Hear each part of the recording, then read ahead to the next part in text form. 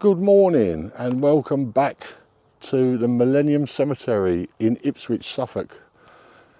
Now, you remember a few weeks ago I did a video on Alina Baltaccia and also on Tanya Nicole. Now, when I was walking around that day, I actually discovered two graves which I wasn't even looking for. Now, this is the second one of the graves I noticed as I was just walking past filming. It's another one of Stephen Wright's victims, I'm afraid. Another young lady who sadly had her life taken from her at the hands of another. That sick, Stephen Wright.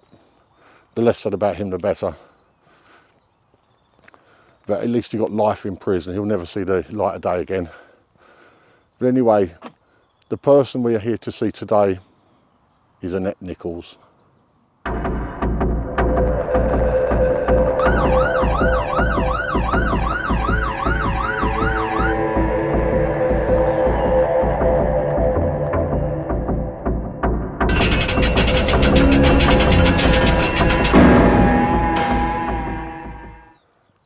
Anette Nichols was the mother of a young son, and he was being looked after by her mother. She was very heavily into the beautician scene. I know her family and friends wanted her to get involved in it in a big way, and she was actually considering starting up her own business. But unfortunately, she started taking drugs, and that's when her world turned upside down. But anyway, I'll spin you around. We'll have a look around this little section of the cemetery I haven't filmed yet. Lovely little bird song in the background. And I'll show you around this little bit of the cemetery I haven't filmed yet, while I tell you a little bit about Anette Nichols. Anette Nichols, 29, was lost to her family even before her murder. Born in Ipswich in July 1977 to Rosemary and John Nichols, she grew up with the ambition of becoming a beautician. Known as Nettie, she was part of a close-knit family who encouraged her to do an NVQ and take up a job in a beauty parlour. But instead she started using heroin, sparking a rapid decline.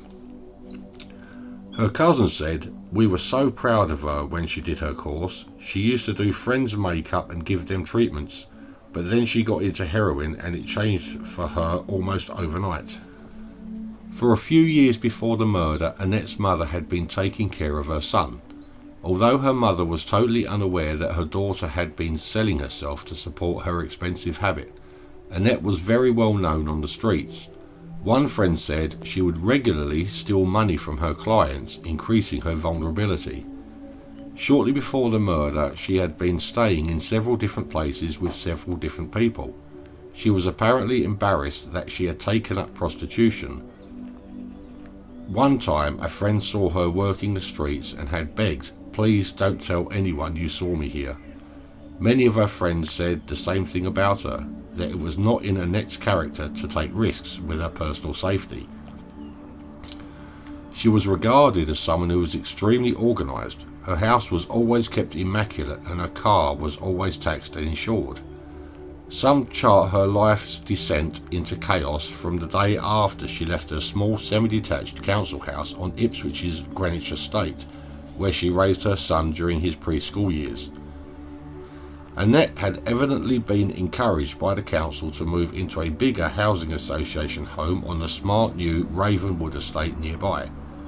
The move coincided with Annette asking her mother to play a more substantial role in caring for her son. She had completed a 4-year beautician's course at Suffolk College in Ipswich, and as her many friends in the town attested, she was set on a path to starting her own business. Annette was often to be found in her friends' homes, helping with makeup, offering advice and providing treatments to women who wanted a complexion and long brown hair like hers. It was quite an achievement for a young woman, who was only 25 at that time, who was bringing up a young son, Farron, single-handedly. At the time of her disappearance, Annette was believed to have been staying with a man in Ipswich. On December 12, 2006, police found 2 bodies in wasteland near the village of Leamington in Suffolk. 3 days later, they confirmed that one of them was that of 29-year-old Miss Nichols. She was the first of the 5 victims to be buried. More than 100 mourners gathered at a quiet cemetery chapel in Ipswich. One mourner said she was devoted to a little boy and always said that he was the best thing that had ever happened to her. We were told that she found life hard sometimes and she battled with depression, but she was always bubbly and generous from what we saw. Her parents had to hold her birthday parties in the garden as she had so many friends they couldn't fit them all into the house.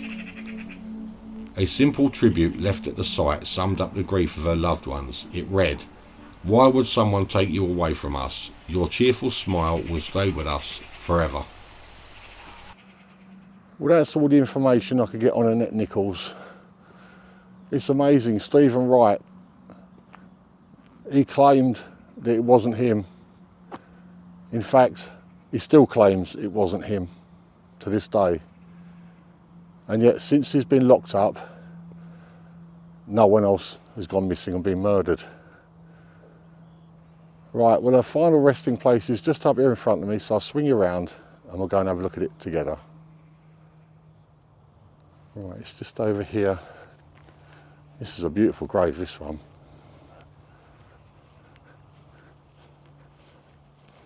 And here it is.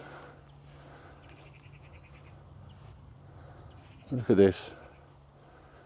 She was clearly loved. I mean, you could tell that when I did my research on her, I could tell that she was loved. Let's read her stone. In loving memory of Annette Nichols, July 1977 to December 2006. A beloved mum, daughter and sister, loved and remembered always, forever in our hearts. But that is the final resting place of Annette Nichols.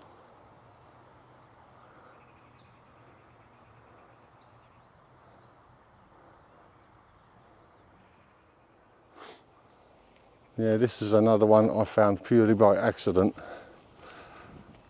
But it's so sad when these young ladies get involved in drugs. I mean, when I've done my research, when I did my research on Gemma Adams, it was exactly the same thing. She did all her education, went into college, did her MVQ, and after that just got into drugs. All that effort, all that time wasted for no reason. Anyway, that's it. That's the final one from the Millennium Cemetery. I'll see you on the next one, wherever I am. So bye-bye for now.